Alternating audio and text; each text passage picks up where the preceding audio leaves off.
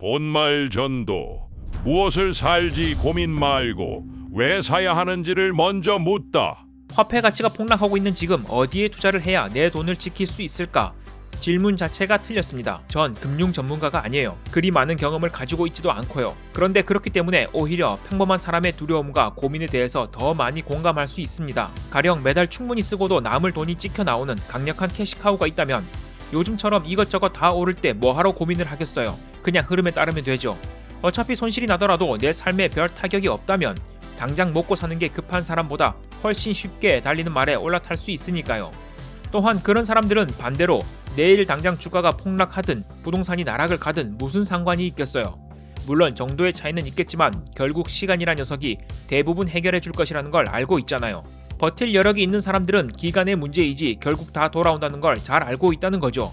그런데 우리 같은 절대 다수인 평범한 사람들은 입장이 다르죠. 뒤를 받쳐줄 든든한 현금 파이프라인이 없으니까요.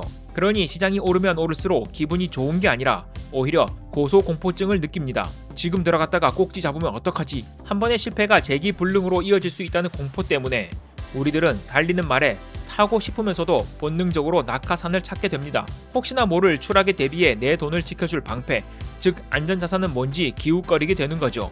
그래서일까요? 최근 제 유튜브 알고리즘은 앞으로 더 달릴 말 아니면 폭락을 대비할 안전자산에 대한 이야기뿐이더라고요. 하지만 저는 오늘 영상을 통해 그 질문의 순서가 잘못되었다는 말씀을 드리려고 합니다.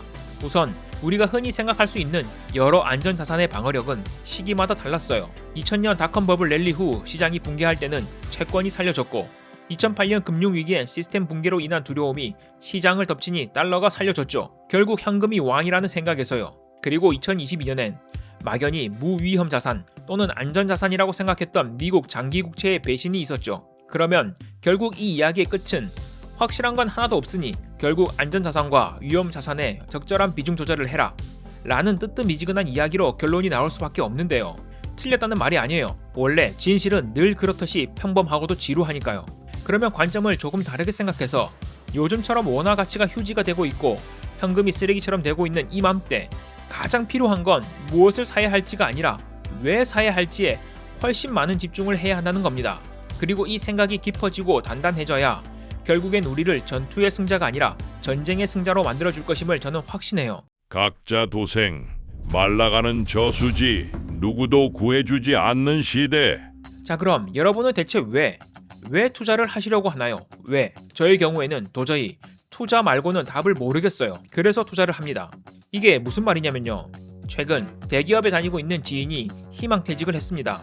나이 30 초중반에요. 그리고 제 나이는 이제 갓 40줄에 들어섰거든요. 그런데 주위 동료들 중 절반 가까이가 일을 그만두었죠. 바로 AI 때문에요. 지금 AI니 인공지능이니 말들 많지만 사실 현장에서는 그 파급력을 잘 못 느끼시는 분들도 많으시죠. 그도 그럴 게 가뭄이 들면 원래 저수지도 가장자리부터 마르죠. 저의 경우에는 인공지능의 발전으로 인해 가장 빨리 일자리를 잃고 있는 최가장자리에 있으니 바짝바짝 말라간다는 걸 피부로 체감하지만 아직 저수지에 가장 가운데는 물이 고여 있으니 잘 못 느낄 수밖에 없어요. 그러다 보니 오히려 생산직 관련 직종에 있는 분들은 이러한 변화를 호들갑으로 치부하곤 합니다. 제가 이걸 잘 아는 게 20살 정도까지는 울산에서 나고 자랐기에 제 고향 지인들은 전부 현장에서 일을 하고 있고 20살 이후의 지인들은 전부 사무실에서 일을 하거든요. 그러다 보니 양측을 오갈 때마다 온도 차이가 정말 다릅니다. 그런데 문제는요. 결국 저수지 가장자리에 살던 작은 물고기들은 물이 마르면 어디로 갈까요? 당연히 가운데로 가겠죠. 실제로 제 주위 밀려난 지인들은 전부 현장직으로 돌아가거나 혹은 돌아가려고 하는 중이에요. 그러니 당연히 아직 시대의 변화를 별 체감하지 못하는 것이라 하더라도 그들끼리의 경쟁이 심해지고 있는 중이라는 거죠. 아직은 비커 속의 개구리처럼 물 온도가 제가 지금 몸담고 있는 것처럼 확 뜨거워지지 않고 차츰차츰 뜨거워지니 제대로 체감을 못하는 것일 뿐 가장자리든 가장 중앙이든 결국 저수지가 말라가고 있는 건 똑같다는 겁니다. 권토중래. 거꾸로 흐를 수 없는 삶. 실패를 딛고 나아가라. 그러면 이런 말씀을 하시는 분들도 계십니다. 기술의 발전, 시대의 변화로 인해 사라져가는 일자리도 당연히 많지만 생겨나는 직종들은 더 많을 것이다. 물론 아직은 그게 무엇인지 명확하진 않지만 물론 그럴 겁니다. 그래서 저는 이제 갓 초등학교에 입학한 아이를 키우고 있거든요. 그런데 얘가 살아갈 세상에 대해서는 별 걱정을 안 합니다. 부모로서 또는 이 아이를 가르칠 선생님이나 사회 시스템조차 나아갈 방향을 명확히 제시할 수 없다는 게 걱정이긴 하나, 지금부터 앞으로 수년, 길게는 10수년 대혼돈의 시기가 오더라도 결국 그 답을 찾아낼 것을 아니까요. 문제는 지금의 우리죠. 우리가 생각하기에 역사적으로 산업의 사이클이 돌아갈 때의 그 공백을 산업혁명이라는 단어 하나로 페이지를 넘기지만 그 시대를 살았던 개인에게는 평생이었습니다. 아주 과거, 영국 산업혁명 당시 기술 발전으로 인해 1인당 GDP는 급격하게 상승을 했지만 노동자의 실질 임금은 거의 40년에서 50년 동안 오르지 않거나 오히려 하락을 했어요. 기술 혁신의 초기 단계에서는 자본 소유자만이 부를 축적했다는 겁니다. 그리고 역사적으로 그렇게 멀리 가지 않아도 미국의 러스트벨트 탄생 배경 역시 이와 비슷하죠. 이 시기에 포함되어 있던 소득 생활을 해야만 삶이 이어지는 개인의 경우에는 삶이 얼마나 잔인해질 수 있을지 상상하기도 힘이 듭니다. 그래서 경제학자 케인즈는 장기적으로 경제는 균형을 찾는다 라는 주장에 이렇게 반박을 했어요. 장기적으로 우리는 모두 죽는다. 여기서 구질구질한 제 개인사를 말씀드리자면 저는 나름대로 유복한 환경에서 자랐습니다. 어느 날 저녁 아무 때나 뜬금없이 치킨이나 피자를 먹고 싶다고 어머니께 말을 건네도 얼굴에 그늘이 스치지 않을 정도? 참 소박하지만 정작 제가 부모가 돼보니 이게 만만치 않다는 걸 느낍니다. 그런데 제가 성인이 될 때쯤 집안이 아주 폭삭 망했습니다. 영화에서 보던 압류 딱지도 실제로 보고 말이죠. 그래서 저는 항상 두려움이 있어요. 삶의 출발선이 아니라 도착선에 다가올 때쯤 인생이 거꾸로 가기 시작하면 사람이 얼마나 고통스러운지 부모님을 통해 봤거든요. 옛말에 이런 말이 있잖아요. 사람이 거꾸로는 못 산다. 그래서 저는 해피엔딩을 좋아합니다. 그 과정이 고되고 힘들더라도 앞으로 나아가는 삶에 대한 열망이 굉장히 높습니다. 그런데 아무리 생각해도 지금 세상에서 투자 말고는 제가 앞으로 나아가는 삶의 방향에 대한 길을 찾지 못하겠습니다. 며칠 전 일론 머스크가 이런 말을 했어요. AI, 로봇이 10에서 20년의 일자리를 선택 사항으로 만들고 화폐는 무의미하게 될 것이라고 말이죠. 오픈 AI의 샘 알트만도 비슷한 말을 했고요. 이러한 시대가 오려면 아마 AGI의 시대가 열려야 할 것 같은데 AGI라 함은 간단히 말해 범용 인공지능으로 번역이 됩니다. 인간의 모든 능력 또는 적어도 사회 경제적으로 의미 있는 대부분 지적 능력을 다 대체할 수 있는 인공지능. 카이스트 김대식 교수님의 말씀을 따르자면 AGI의 시대가 언제 올 것이냐라는 질문에 대해 과학자들마다 차이가 있지만 최대 20년 내에는 반드시 온다 라는 게 최근 학계의 입장이라고 합니다. 20년 길어 보이지만 우리가 명심해야 할 건 그 변화라는 게 연말 새해 종치듯이 카운트다운과 동시에 한순간에 확 바뀌는 게 아니죠.